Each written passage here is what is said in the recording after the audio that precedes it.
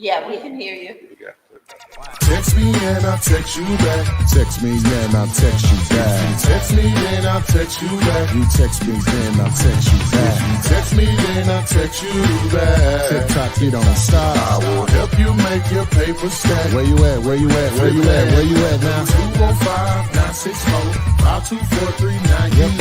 205-964-5243. You know. Good afternoon, January 19th, and today's topic, why are motivated sellers endless and how to find them? We're joined today by a really good friend of mine out of the Florence, Huntsville, Sheffield, Tuscumbia area, the Tri-Cities, by way of, I guess that would be, but you mainly hunt in Huntsville, though, that Huntsville area, right? Miss Kelly, one of my, if she wasn't the first student, she was close, top in the first five, sure. Yeah. Okay, so, but how's it going, Kelly? I'm doing great. How you doing? Oh, I'm super tight. Kelly was actually here in the studio yesterday, so we discussed it, and we get so many questions about real estate agents. And so she's an actual realtor, but she's an investor first and just happens to have a real estate license, but she does the realtor thing. So she's going to be able to bring things from a different viewpoint than most realtors, and definitely me. Y'all know how I get down on realtors or whatever. So, but she's going to be able to rein me in a little bit. So, but we're here to answer your questions about real estate investing with a strong emphasis on wholesaling real estate, which is the name of the game, is being able to put real estate deals together to make money without using your money or cash or credit, whether you have it or you don't. So make sure you like and subscribe. Subscribe to the YouTube channel, hit the little bell, hit all, so you are notified when we upload new videos and when we go live like this. So we're also on TikTok, Instagram, Facebook, Twitter. You know what to do on those also. But just Kelly, just real quick, what is they can hear or something? Huh? Okay. But real quick, Kelly, if you could just introduce yourself. Hey guys, I am Kelly Mead. I am a real estate broker in the Huntsville and Birmingham area. But like Todd said, I'm an investor first. I'm going to take the title of being his first student back in 2009. I would take that title. I have rental property. I have flip property, bought foreclosures, and now I helped investors all over the U.S. and some parts of the world buy their first, second, third, 10th investment property as well. So excited to be here.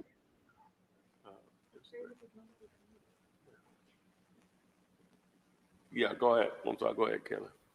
No, but yeah, and then also, recently got into the new home sales, the new construction. So that's very exciting as well, as the market is booming. We are in need of more builders, more rehabbers, more inventory all around. So I can't wait till we should talk about that too at some point. But there is a huge need for inventory in the market. Single family, multifamily, all of it. Okay, boom. So we'll turn it over to Jessica, and hopefully we already have some questions. What's your Instagram, Kelly? Kels always, KELSALLWAYS.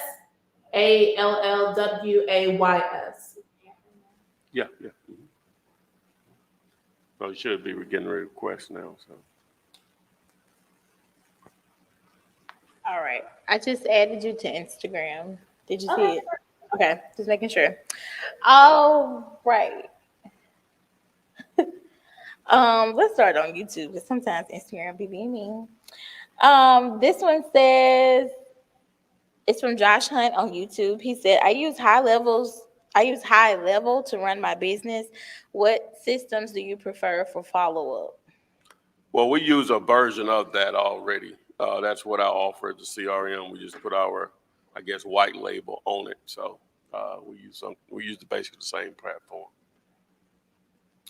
All right, let's see. This one says, it's from Billion Dollar Diva on YouTube. She said, "Hey Flip, I have a seller that wants to sign a waiver before entering into the property with the listing agent. Do I need to do that? What is the purpose of signing a waiver?"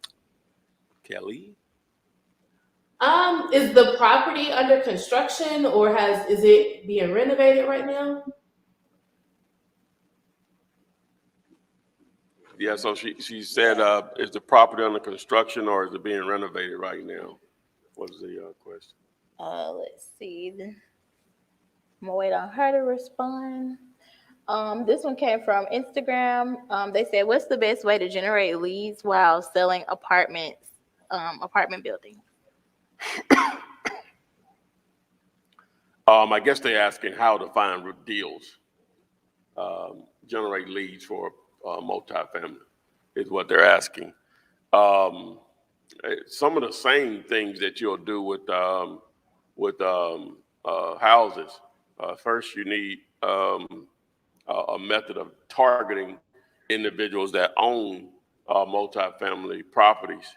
So you quite naturally can build a list that you can now cold call, direct mail, or possibly even text messaging. The only thing about that, a lot of multifamily or just commercial properties, if it's multifamily 5 units or more, a lot of times those are in business entities. So getting a phone number for them can be a little bit more difficult in those situations. But you still have some what I call mom and pop operations, where they'll still have the property in their name, even though it's a commercial property, quote unquote. So that's one method. You could drive for dollars like you would with houses to identify properties. It's just a lot of times it's not as many multifamily properties as there are as far as what they saying. On Instagram, they're saying it's echoing. I'm not sure if it's. It. You know what I'm saying? Yeah. Hear you too. Is it me echoing or both of us? It's just saying that it's echoing. Okay. They can't understand because of that. Oh, okay. See, we might have to disconnect you on that one, Kelly, for a second on the Instagram because they say it's echoing. Let's see if it clears it up. Is that better?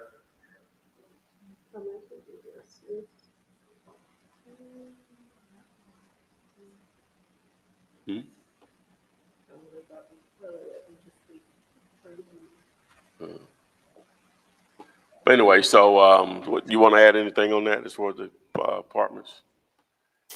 So the best is just like skip tracing single family homes. If you have PropStream, you can go into PropStream and filter through multifamily corporations. You can also do, if you have a real estate agent, there's also an area in the MLS that has multifamily, and you can go through and you can search the owners of it. If you're really serious about the multifamily business and that's like your niche, I will get like a virtual assistant to go through and skip trace and go through the your state secretary of state website and search all the LLCs to get the managing members and their contact information. Usually it has like their contact information, their address, of where the property or where their office is. So it usually has all the information. So if you're serious about doing the multifamily, I would definitely get someone to be dedicated to skip tracing. But there is another site, Ty, what is it? Skip, I think it's Skip Vault. Is it? They do a pretty yeah, I'm one of the affiliates and resellers of that. I brand it through Skip to Flip, but yeah. Now, if you're really serious about it, it costs a little bread on a monthly basis. But if you get a subscription of Reonomy, then that's just basically the version of Batch Leads or PropStream, but it's for commercial only. And a lot of those properties, part of what you're paying for is about $400 a month, though. Part of what you're paying for is it provides a lot of phone numbers to owners, right? Just part of the service. So whenever you search a property, you go to owner information. A lot of times, even if it's in the LLC, it automatically provides the phone number, probably for at least 80% of the properties in most cases. That's not, but it's about $400 a month though. Right now, it might be more than that. I'm locked in grandfather because I've had it 3 or 4 years, but So next. All right. On the question with the waiver, where she said they wanted her to sign a waiver before entering into the property. I can't remember what question we asked her, but she said no. I think we asked her about the Was it a new contract construction? I or- think she said it was. You were asking, was it a new construction? Yeah. Is it trying to get you to sign a waiver just to view the property, or are they saying they're trying to represent you? Because that's what it sounds like to me. What did they ask? I don't know what type of waiver would be needed. I don't either. I don't know what type of waiver it is unless it's unless you're viewing like an exclusive property. I wouldn't. I was thinking maybe for if it was a hazardous zone, but I wouldn't know what. I would check your state laws on that, but I wouldn't know why they would have you sign a waiver to view a property. All right, this one came from Texas Investor 21 on TikTok. They said, is it best to have an LLC or a real estate license? Good question. What do you think, Kelly? Is it best to have well, again, it's about how serious are you in the business and what you're looking to do. If you are direct to seller, Ty probably feels like, I mean, the wholesaler business, in my opinion, in the next 5 years is going to be totally different. There's going to be more regulation on it. So I would say if you're serious about what you're doing, you either need to get your real estate license and link up with a broker that is investor friendly so that you can continue to do, because they're going to change what a broker can do. They're going to change that a broker is going to be able to negotiate contracts and things of that nature.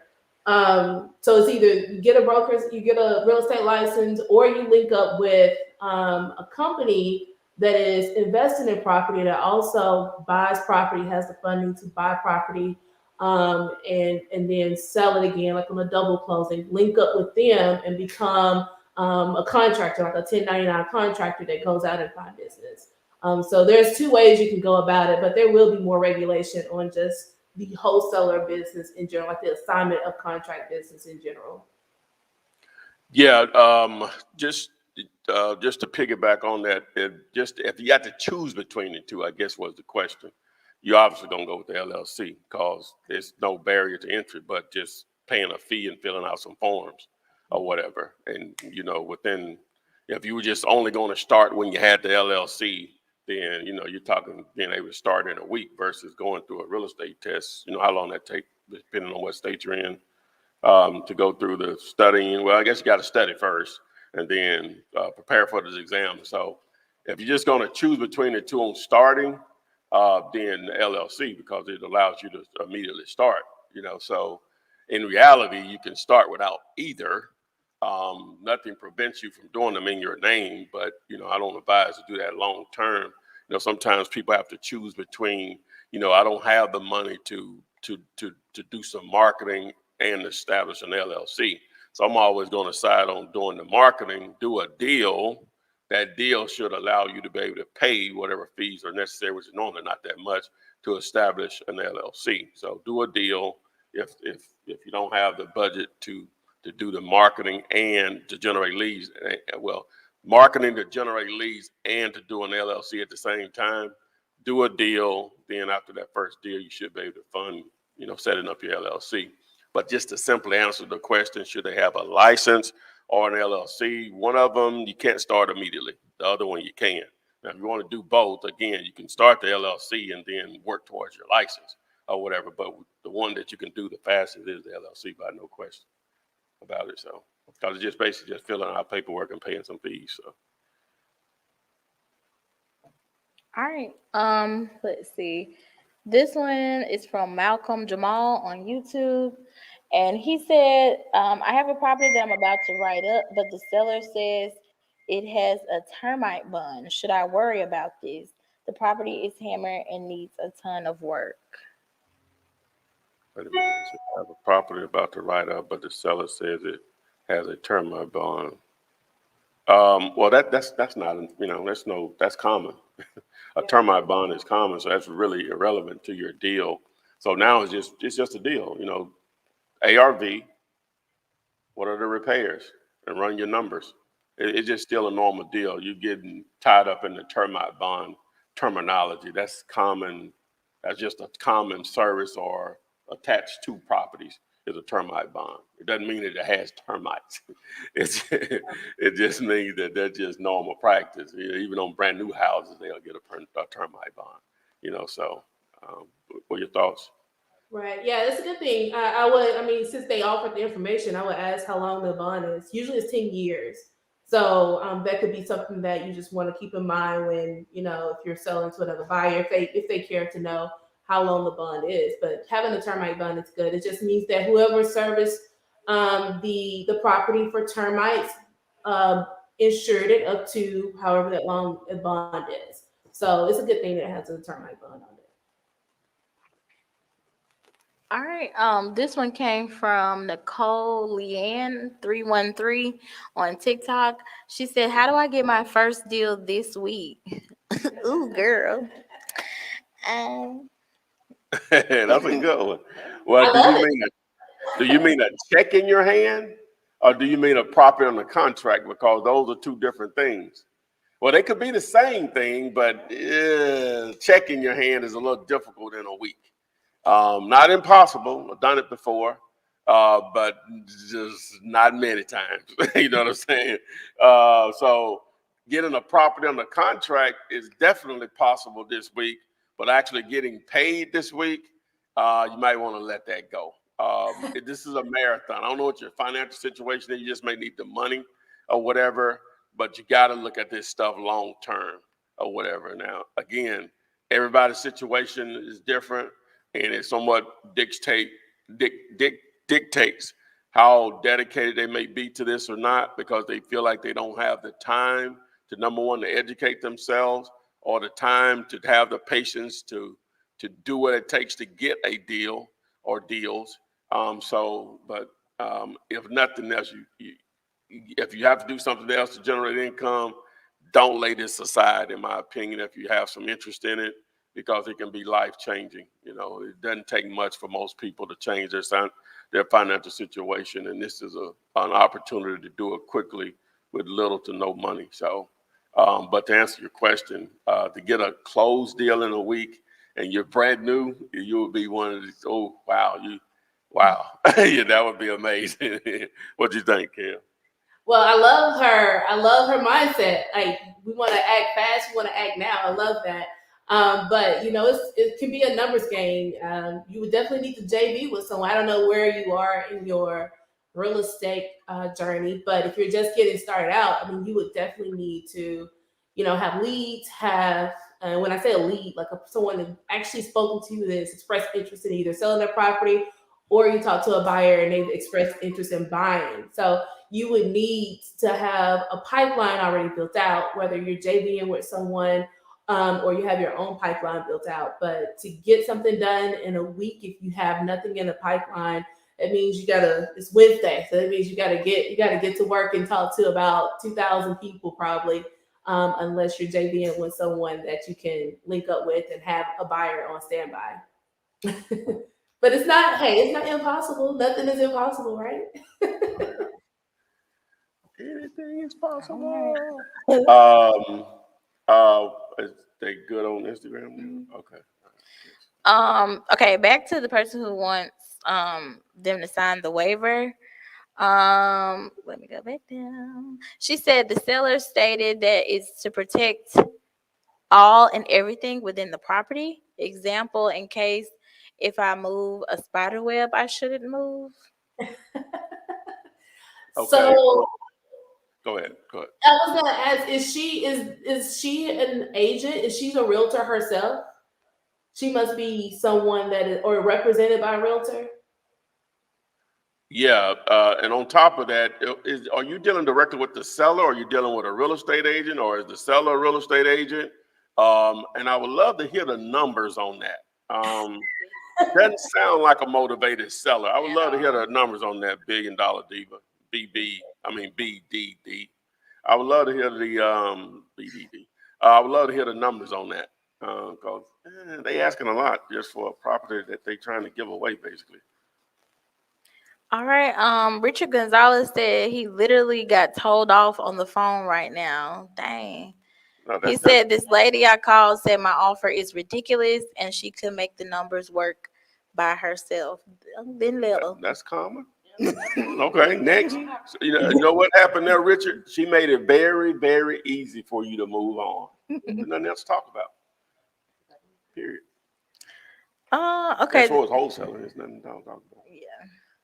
Oh, I forgot. We have a contest today. I'm sorry. We're giving away $200 we're giving $100 away to 2 individuals. So text the word bread and follow the instructions in the text when you receive it back. Bread. Bread is another term for money. Dough. 100 big ones to 2 people. I forgot. Okay, we 21 minutes in, Justin. They're gonna wake up now. Yeah, oh yeah, I forgot. So the ones that left, the ones that are still here. All right. I actually don't have any questions right Oh now. well, while you don't do that, we'll do a couple of sponsors here, namely me. If you want to partner with me on some self-storage, this puts rural areas in play. Text the word units to the number 205-964-5243. If you want to, if you want to join us live, I'm sorry, I forgot about this too. Text the word Gator and follow the instructions in that text, and that'll give you an opportunity to get pushed to the front of the line with your questions. Oh, I forgot. Did you send the text out? You did? Okay, yeah, it's right there. And then slipping. What else we got?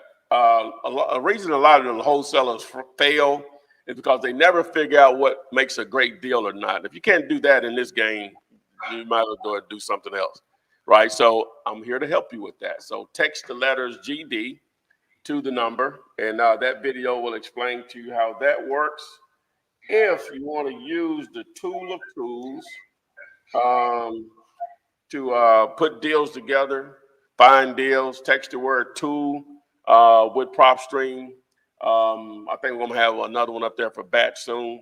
And but we offer training in addition to that. So you're not just signing up for something and you're not being trained on it, and we'll offer training for free. So just a video, you'll get a video when you get to that link and just follow the instructions there. So again, if you want to join us live, text the word, where's Gator, and follow the instructions in the video. I mean, in the text that you receive back. Text the word Gator, like alligator. Yeah, someone said, how many numbers do you guys have? One number. We got one number. Just We got a lot whole of bunch keywords. Got one number, a lot of keywords. We're trying to make it easy for you. It's like a request on. It's like when you want to watch. What? Sanford and Son. It's on demand. I didn't know where we were going with this. It's on demand. So we're on demand. You might want to know something. We try to make it on demand for you to get you to a payday. That's why the keyword today is bread. To win $100, we're going to give it away to 2 different individuals. So just follow the instructions when you receive that reply text back. All right. Okay, so again about the waiver, $1 Billion Diva said that she lives in Florida and have a listing agent. The property is off market. Who lives in Florida? I guess whoever told her to sign the waiver. The seller. Go ahead and you call in. Text Gator to the number. Yeah, text Gator because we need a whole lot of clarification. We can't get no clarity on this situation, baby. We don't know what's going on with that. It's... All right, this one came from Charmin369. She said, "Hey Kelly girl, So how do I find the owner of a property that's obviously vacant, but it's showing the same address as the vacant property on the tax record site? Mhm. So that is something that they just get in their mail. They're probably out of state, um, uh, or they're using it. I mean, I've had people that use it as like a pseudo office space or a pseudo address if they need it. But the way to find it, you can still skip trace their name to see what other addresses come up. If the property is vacant and their name attached to it, you can find their phone number and any other addresses their name is attached to as well. Well, you got the man.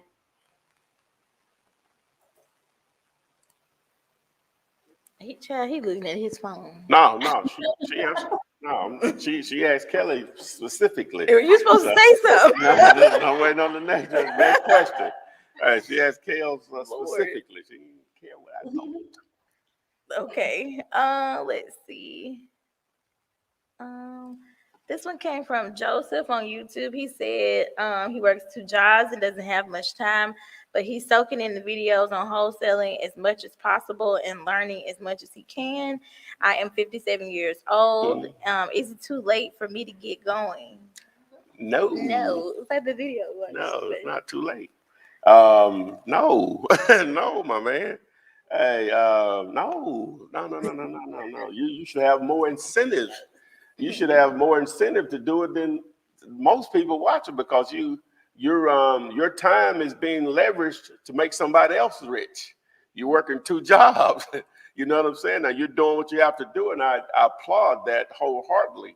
And so we're in the business of freeing up your time because you have more money generated by your own efforts, and you're reaping 100% of your efforts versus the other way around, whereas your efforts are probably contributing X number of dollars to whatever companies you're working for, and you only maybe receiving 1% of that if you're lucky or whatever. It's probably not even 1%. So yeah, no, it's not too late. If you were 67 and you were still working 2 jobs, it wouldn't be too late or whatever. So so let's break this down. So you're here watching this, so you had some time to do it, or you have a job that allows you to be able to consume this content while you're working for them. Now that's beautiful. They're paying you to basically educate yourself. If that's the situation, educate yourself on how to get out of there, right? And so there are 168 hours in a week. All right. So my man said he got 2 jobs. All right. So we're going to assume he's working 6 hours. But what y'all say he working 60, 40, and 20? Probably. You thinking? All right, he'll clear it up. But I'm going to go with 65. Matter of fact, we're going to go with 68 so he can make it easy on me. Well, it don't matter. We're going to go with 65. So it's 168 hours in a week. So you're working 65 of those. So now we at 103. You're going to sleep 8 hours. So we're going to subtract 56. I think that's 7 times 6 is 56. And so that leaves 47. We're going to give you another, so 7 days in a week, we're going to give you another 4 hours to do whatever you want, family time or F-off time, however you want to call it, both of them. So that's 28. So subtract 28. That leaves 19 hours to work on your business. That's some time. Want to eat or do nothing? Huh? Take showers? No, I just gave it to you. 65 to work. He's sleeping 56. That's 8. That's normal. Okay. He got 20. 8 hours. He got, who sleep 8 hours? You mean less than 8 or 8? Okay, no, okay, let's do 8 hours. Okay, continue. 8, yeah. That's 56. So now he's at 47 left. I gave him another 28. That's 4 hours a day to do whatever he wants to. Whether that's with family, just screwing up, Netflix or whatever, that still leaves 19. 1 hour a day to do clean up, So eat, take a shower, all that stuff. Probably at least 1 hour a day for you to be able to eat and take a shower. okay, so now we're at 3. We got 3 left. Now what? Okay. What else you want to do? Okay, that's fine. Okay. If he had 10 hours a week to spare, he can get a deal done in a month. Oh, Seriously. yes. I ain't want to say that. I told him 19. That's over 2 a day. Yeah. What else y'all want me to do? Um, What are the world problems y'all want me to he solve? said, yes, I'm a janitor at a school at night. Hey, Yeah. you doing what? He's a janitor at a school at night. Okay, how many hours he saying a week? Ask him how many a week is he working. I'm at just the numbers. He said 68 is about right. Ah. He was on point. Don't hype his head up because he was right.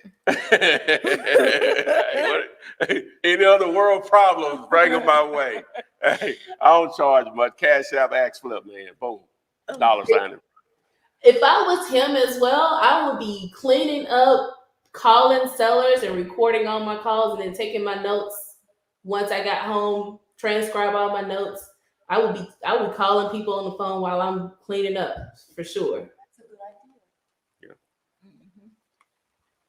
Let's see. Well, if you use Vumber, I'm not an affiliate. It's just give me your tool. It automatically records your calls. See? How much money for the sales For plan? two numbers, $10 a month. You can make it happen. Now, what was the man's name? Joseph. Joseph, you can make it happen, my man. Yes, sir. All right. Let's see what we got. This one says, is there such thing as a higher quality list, or is it just a numbers game overall? That's a good question. You got all types of lists because of the types of potential situations that you're targeting. We do know, at least this is just for the sake of wholesaling. Now, there are other ways to make money in this, but for the sake of wholesaling, we do know you need a certain amount of equity in houses for it to work, right? So targeting a free and clear list, meaning that they literally don't owe anything as far as a mortgage on it, is a great start. Add another layer to that, absentee, meaning they don't live in, a non-owner occupied. So it is more likely that the house that they don't live in is the troubled house versus the one that they live in. Not always, but more likely. So that's another layer. So you can add different layers to come up with lists. And it's one of those things, I can show you how to build a list, but with all the, I'm just using just PropStream as an example. I can show you how to build this with a video I recently did, or just probably if you go back last week, you'll see it. It's called Building the Best List to Find Motivated Sellers on my YouTube channel. And I show you the different ways. So once all of that information is put in front of you, you may see things differently as far as who you want to target, depending on the market, the part of the market that you're targeting. So it's just so many ways you can go with lists. It's just really endless because there's just so many combination of things. You can use this to that. It's just so many ways to go about it. I don't know another way of explaining it. What do you think, Kelly? Yeah, my first deal and several deals afterwards has always been that probate, out of state, ownerless, vacant. Those for me, I always convert. But it really depends also for me what market. Like right now I'm in a booming market, but so it's tough. But that expired list. So if they've actually tried to sell their house and it didn't work out for some reason, those have been converting pretty high. As well. But like I said, it really just depends. It's so many ways to pull lists to make it high quality. But probate, out of state, vacant lists are usually going to be some of your higher quality lists, just because you have kids that are ready to walk away from the property and will listen to an offer.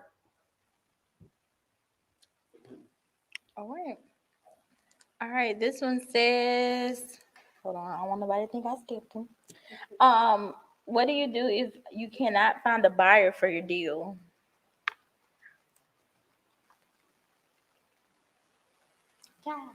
Chief, go ahead. You Gail. want- Go ahead. Yeah, go ahead. If you cannot find a buyer for your deal, I would go back and see if it's a deal. Because buyers are going to buy deals, whether they're retail, whether they're investors. So I would go back and look at my numbers and see if it's actually a deal first. And then I think I say start there. And then if you still think that it's a deal, then I will check my buyers list and see what were you missing in their buyer profile. But I would first start with if it's a deal, like are your numbers right? Is it really something that someone can make money off of? Yeah, yeah, a lot of times it just, you know, your numbers are not right. So you have to start there first. Then some people, it may be as simple as, um, what have you done to let people know that deal exists? That would be a question I would like to know, unless they're just asking a general question. But assuming that you can't find a buyer, because that's going to happen if you do this long enough, right? So I guess they're asking also, so what do? So you go back to the seller and you ask for more time and they give it to you, hopefully with a discount in price on top of that. Now, sometimes you just need a little more time. Sometimes it's just that for whatever reason. Sometimes you just need a little more time and you may find a buyer for it, but assuming not. Now, if they don't give you the more time and you're outside of your due diligence period, then you lose your earnest money deposit. And, they go their way, you go yours. So,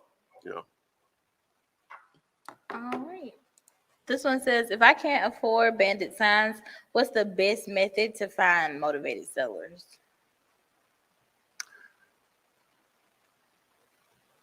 Well, you want to go? You want to do it? So she can't afford bandit signs. So we basically, to do bandit signs right, in my opinion, you're going to need probably at least 300. I'm gonna say at least $400. Ideal, I would say 100. You could get away with starting with 100. You may be able to produce a deal with that, done, very, very efficiently. Ideally, I would like for people to start with 200 signs. Ideally, but assume you can't afford that. So we'll use the number 400. So what can you do below that 400? I'll let Kelly, then I'll add my 2 cents. So they don't have $400 for bandit signs. So what's the next layer? So ideally we would need to know what amount of money you got working with, but assuming we know you ain't got 400. So what's next?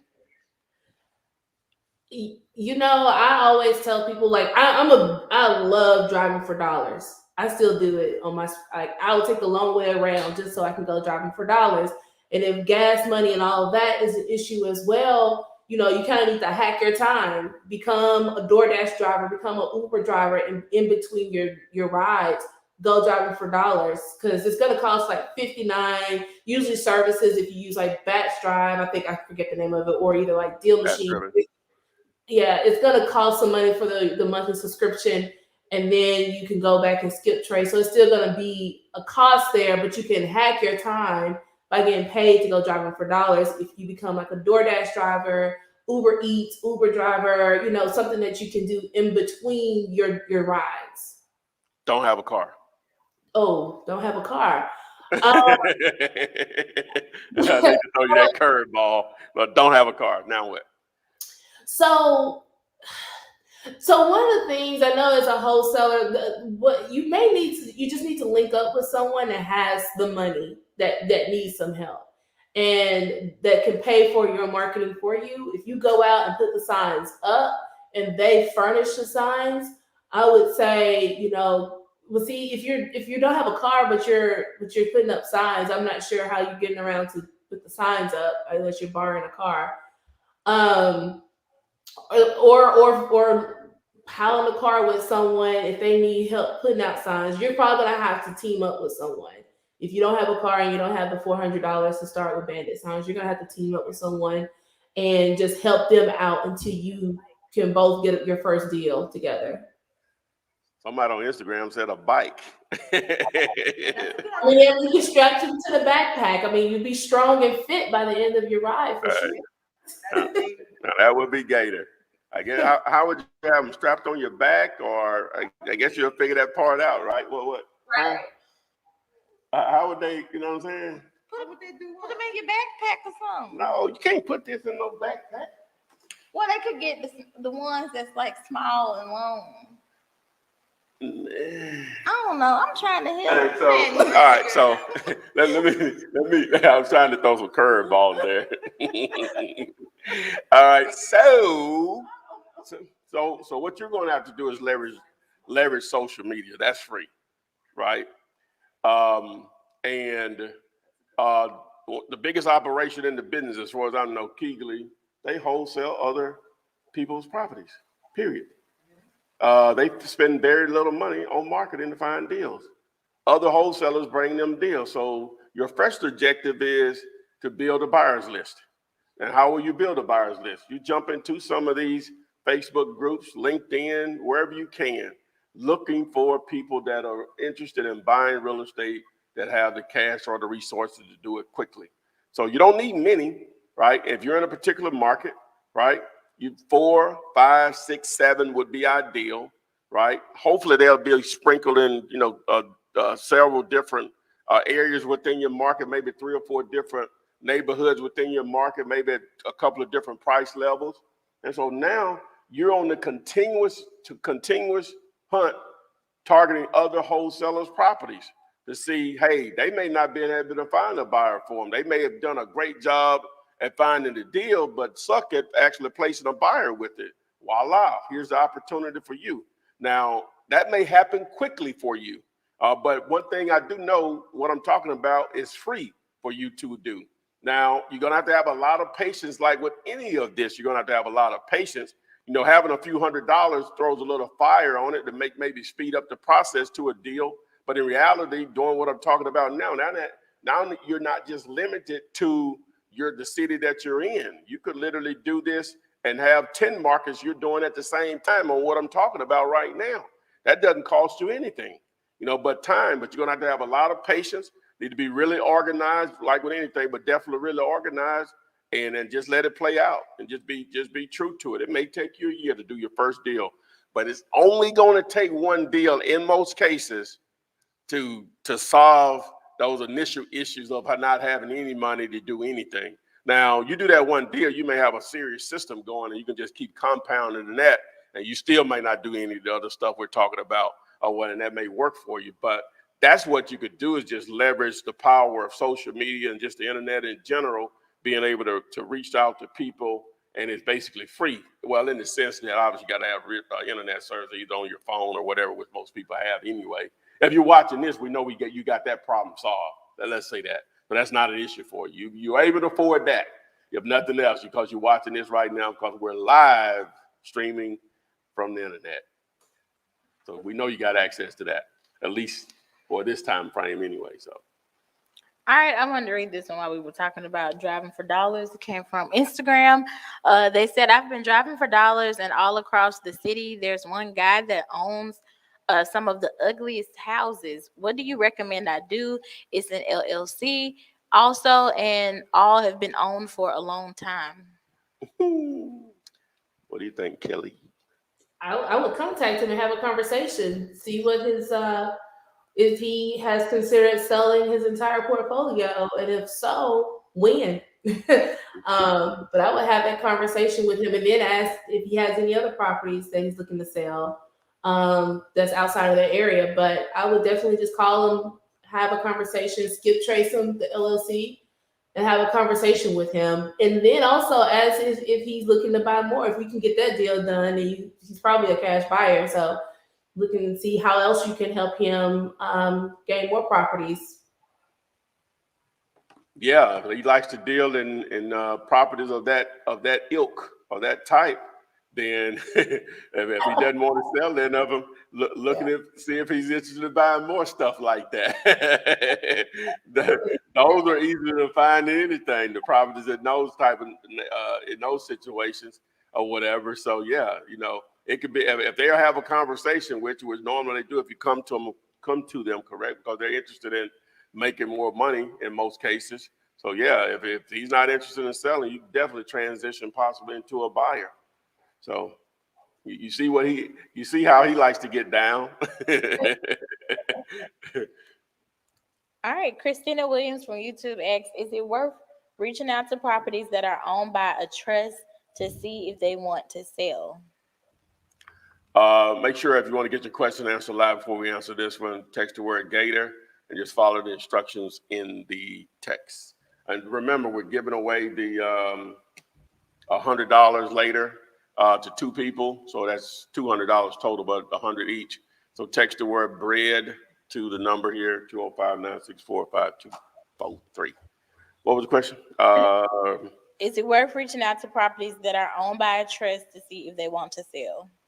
There's still human beings behind that trust. Yes, there's going to be a trustee. What do you think, Kelly? Absolutely. What's the worst we can tell you is no. If that's the case, you move on to the next person. I think it's always worth reaching out to anyone that you come across, no matter how they're holding the property, how they, to see if they want to sell. So usually they put it in a trust for tax shelters. So Offers are free. Absolutely. Okay. No's are too. This one says, what if a buyer gives you a state? How would I find the best market to find houses in?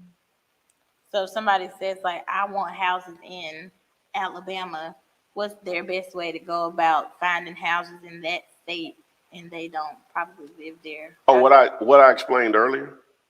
You're going to target other wholesalers' properties.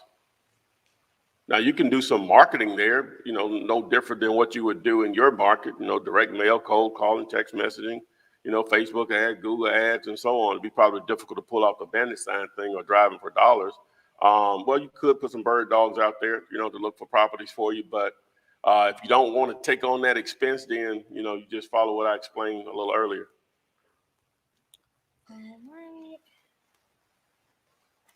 Let's see. Well, Kelly may have something to add on that. What you got? I was gonna say, you actually said something too yesterday that was a good idea, is searching, like investing properties or cash buyers and seeing who comes up at the top of the list.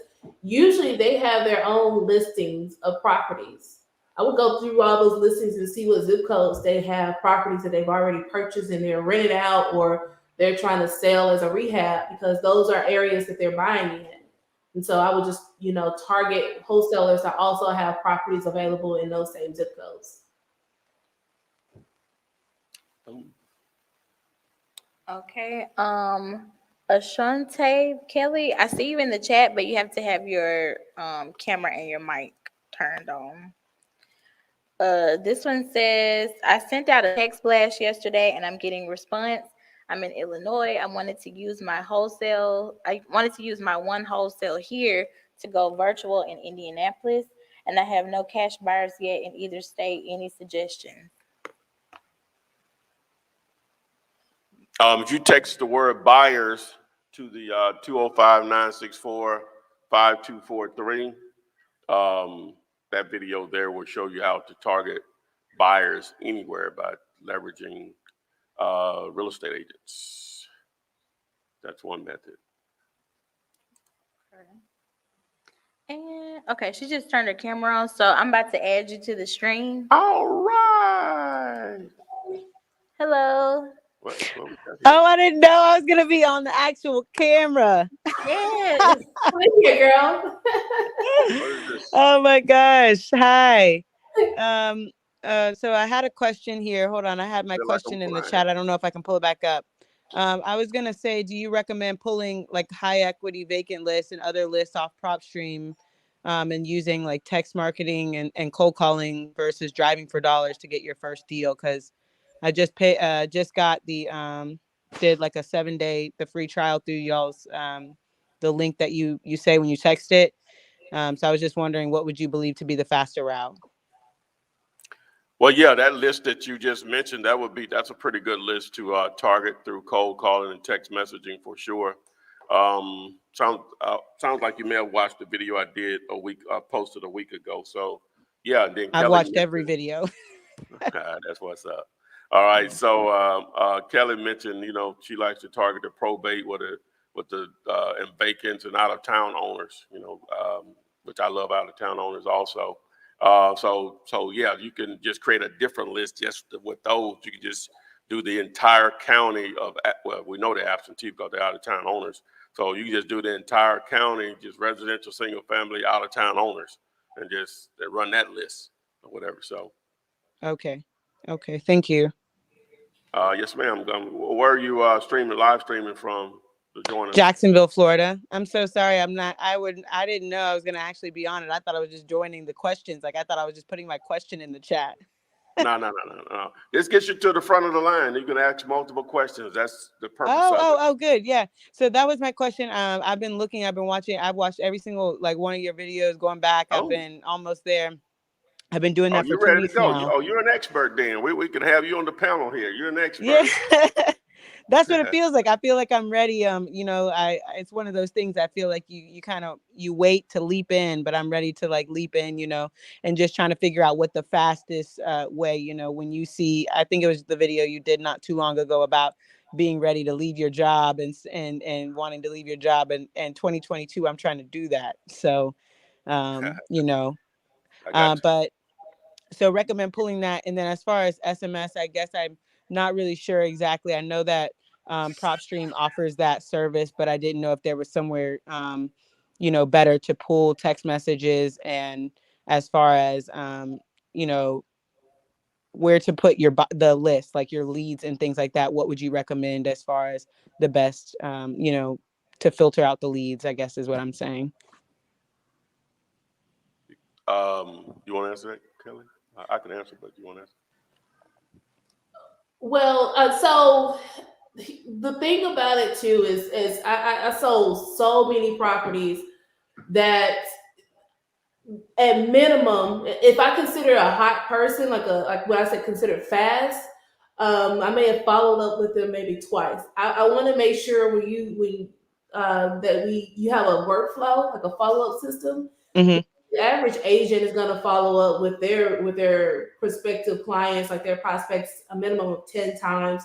The average wholesaler is going to be anywhere between 13 to 17 times. So you have to have, like, once you get in contact with them, or if not, make sure you have that workflow, because the deal is in the follow up, for sure. So it really doesn't matter like what lists you have, what leads you have. If you're following up with them and there's like a real person behind that lead, Mm-hmm. it's all about the follow up. The person that follow up the most is going to win the deal for sure. Gotcha. It may take 30 days, it may take 60 days, but just make sure that you have a consistent follow up system and try to automate it as much as possible. Mm-hmm. But definitely have a good follow up system so that you're touching these people at minimum 10 times. Gotcha. Thank you. That first question was really the one that I was really wanting to ask. So I didn't have any backup questions yet. I just had that one. So thank you so much. I appreciate it. No problem. Thanks for joining us. Absolutely. All right, so we'll go ahead and get into the topic for today. And Kelly, we'll just basically have a conversation here, but I'll start it off. The topic for today was why are motivated sellers endless? I don't know if I worded that the right way, and how to find them. Okay, so what I mean by endless is, all right, so let's define a motivated seller in my definition. Now, a lot of times, and we'll use the real estate agents world, you'll see a listing and it'll say motivated seller. All right, the ARV is 300, and so it's 289. That's a motivated seller. In their world, that's maybe a motivated seller, 279. In our world, that's not a motivated seller. All right, so when I say our world, the wholesaler's world, right? If it's a $300,000 ARV and it's in, we'll say it's in retail shape, we probably need it at 200, 220, 200, probably more, that's 30%. Yeah, so more like 200, 210, somewhere in there. So that's motivated selling. It's all based on price. Now, why they are motivated is the question. And people will be motivated. And a lot of times people say, well, can I just get a list of distressed properties? Now, that may increase the reason why someone may want to sell a piece of real estate cheaper because of the condition of it and the level of repairs that are needed, but that doesn't mean they're motivated. You'll call a lot of people in the houses are toe up, and they want probably 5 times more than what you would be willing to pay for it, and not going to move on the price either, right? So those are not motivated sellers. So just targeting distressed properties doesn't guarantee that. Not saying that wouldn't be a good list, and quote unquote whatever distressed is. Most people think of the condition but more so you targeting first, individuals that own a piece of real estate. You got to start there. Now, as we mentioned before, you're going to add different layers onto what their pain may be. It may be a divorce situation. It may be a probate situation, which somewhat involves a death and an inheritance. It may be a pre-foreclosure situation. So normally that means they really have some financial issues and should be very motivated to talk to you. But believe it or not, a lot of people are in la land and they're not motivated in the way you think they should be, even though they're about to lose that particular property. All right. You can deal with someone with potential job or income loss. Someone may be going through a medical situation and have accumulated a lot of medical bills and don't have a way of really supplementing that the insurance doesn't pay, or they may not have any insurance at all. Maybe it's simple. I say simple, but they may have a kid that they want to send to a certain school, whether it's elementary or middle school or high school or even college. But the only way that they can come up with the rest of that money or any of that money is through a piece of real estate that they own, and they may need to do it quickly. So a lot of times people will sell real estate cheap because of the speed of it. They would prefer to probably wait and could get more, but they need it now. And now in real estate means 2 to 3 weeks. So a lot of times you're going to find great deals just because people need money right now. So when I say why are motivated sellers endless, they are because this thing we call life, the situations change. Just think about it. March 2020, before then, life was, just normal. It's been that way for years. The economy was doing what it was doing or whatever. The economy was doing what it was doing or whatever. And then this thing, COVID, hit. And so a lot of people that were that own real estate as far as rental income, now they were put in a position where the actual government said, hey, these people don't have to pay you and you can't do anything about it. So you may have been in a situation where you had a mortgage on it and they were going to work with you too now, but you may have depended on that income for your income. And so now some of your other bills may be going lacking, even though your mortgage company may have given you a break to push some of that back if that was the situation. But now my point is everything was fine, but because of life, it put them in a situation to reevaluate this landlord thing, right? Or I'll give you something that most people can relate to in some form of fashion. Husband and wife, one of them decide this ain't working out for me anymore, right?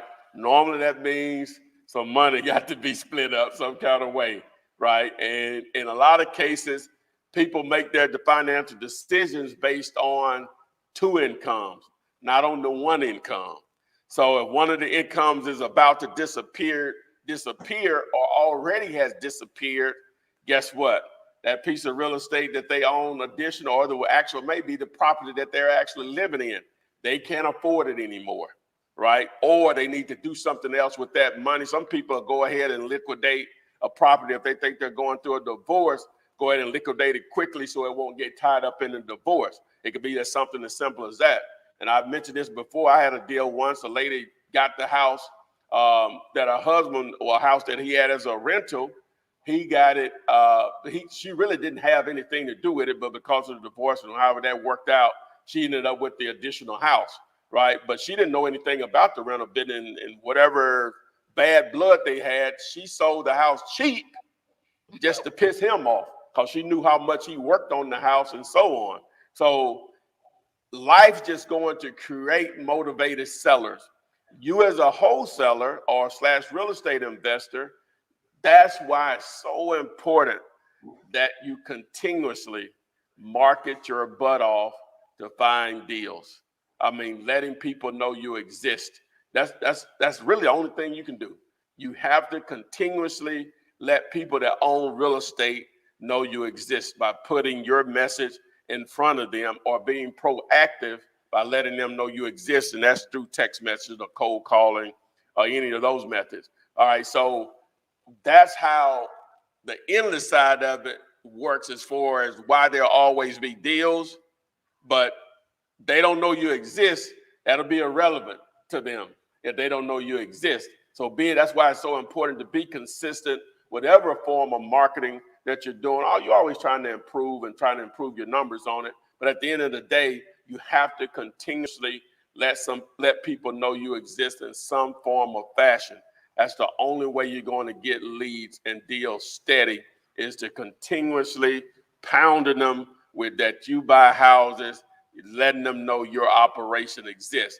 You're not the only game out there, but if you do your share of marketing, you will get your share of deals, period. Want to share with that on any of that, Kelly?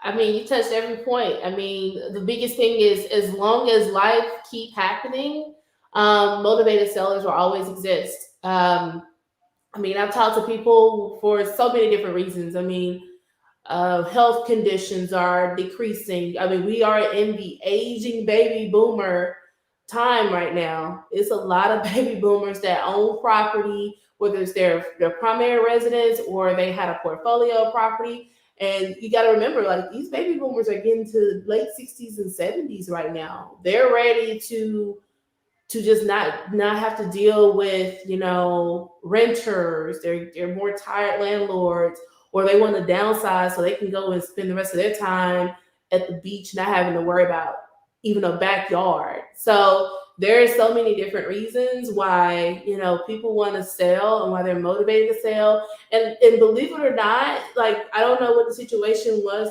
about this waiver, but it just makes me think where, people don't want to, a lot of people don't want to list their properties because they don't want people going inside and out of their house, because when an agent lists their property, they're going to want to do open houses. They're going to want to schedule showings. There's a lot of people that just don't, and that means that the people are going to have to get the house ready in somewhat staged condition. Some people don't want to have to deal with the process it's going to take just to sell their house, like, on market. And so it creates a lot of motivated, sellers as just with that, just in the preparation stage. They don't want to have to prepare their property to be shown for over a month, being inconvenienced for over a month just to sell, at a price that just sometimes would just leave them just about breaking even once they pay all the closing costs and commissions and all that good stuff. So, but yeah, as long as life keep happening, there's always going to be motivated sellers out there for you to help. I mean, this game is all about, this is why I love wholesaling, because it's all about problem solving.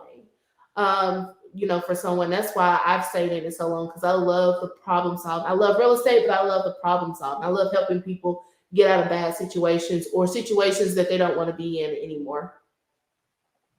Timestamp this. Right? What I'm about to say. All right. She mentioned baby boomers.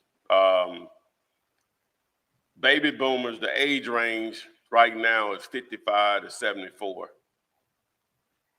That's 22% of the population. They own, just homeowners, not including the additional real estate. 42% of that of homeowners are baby boomers. Oof. That is a huge number. That doesn't even include, I'm assuming this doesn't, it says homeowners. I don't think that includes additional real estate that they own. That is a lot of properties. That is a lot of properties. Wow, those are some good numbers right there. According to this, what source is this? It says constructioncoverage.com is the source. So I'm assuming that's right, where the hell they are. That is a lot of real estate. Wow. Their age is, like, say, 55 to 74. That's 22% of the population, over 71 million, I think is the number it said. And nearly 42% of the homeowners are baby boomers. I can believe it, because young people can't afford it. Data can be so powerful once you know it, but it still has to be used or whatever you have to leverage that information into what you're trying to do.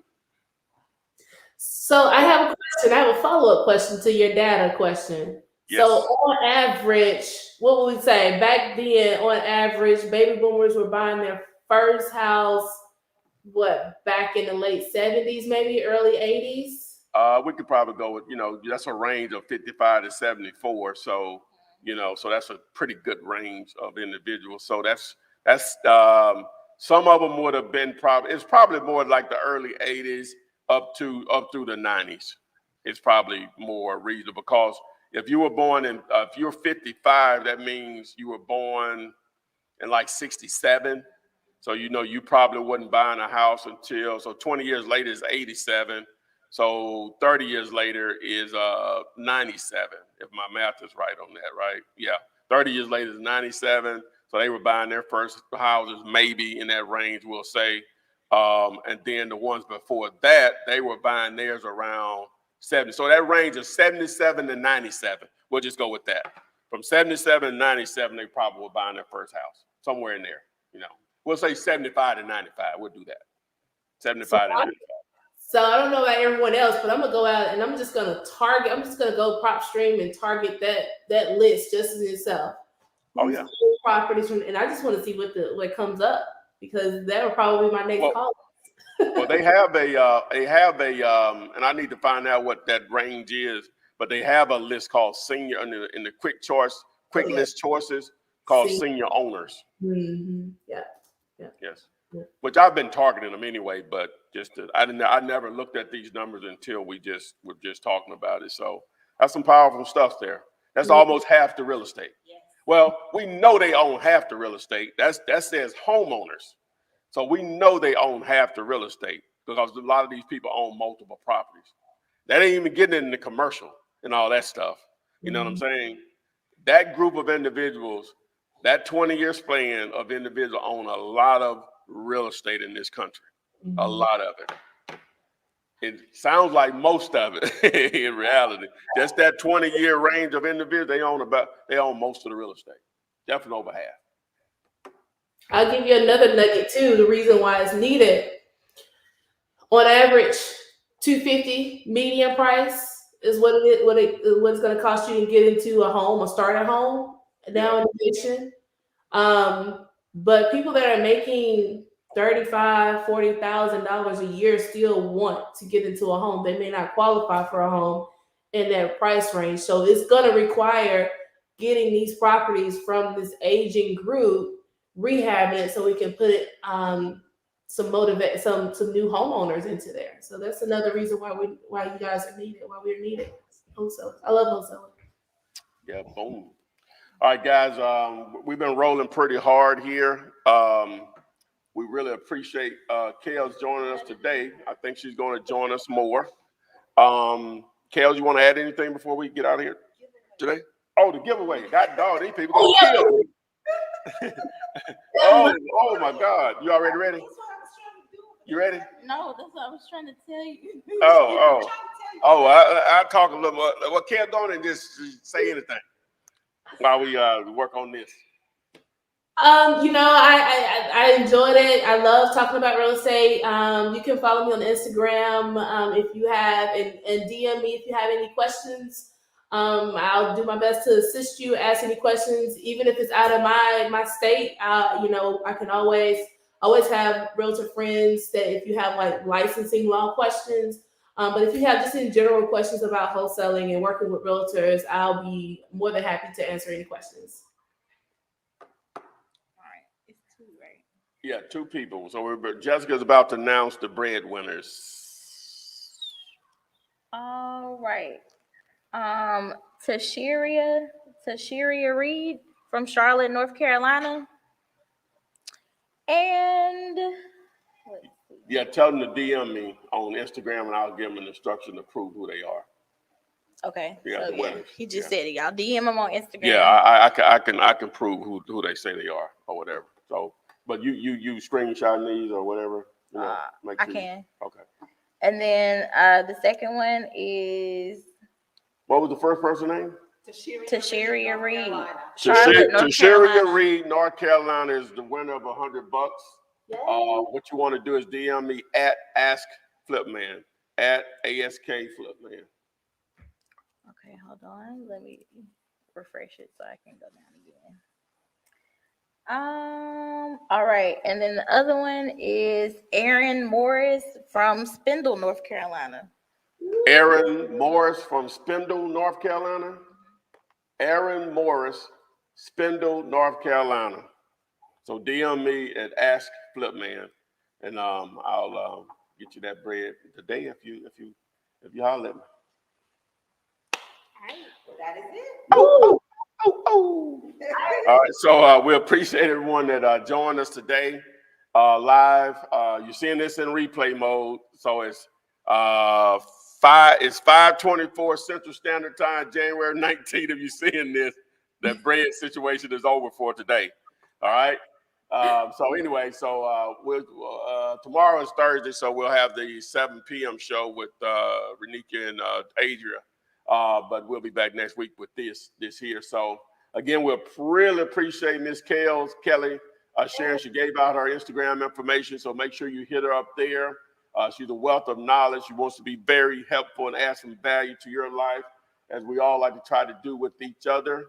Again, we appreciate everyone that joined us today. If you didn't get your questions answered, post them in the comment section of any of my YouTube videos, and I answer those on a daily basis. This will go into replay mode on YouTube, Facebook, Instagram, TikTok, and we will see you guys on the flip side. Text me and I'll text you back. Text me and I'll text you back. Text me and I'll text you back. You text me then I'll text you back. Text me then I'll text you back. TikTok, you don't stop. I will help you make your paper stack. Where you at? Where you at? Where you at? Where you at now? 205-964-52439. Yep. 205.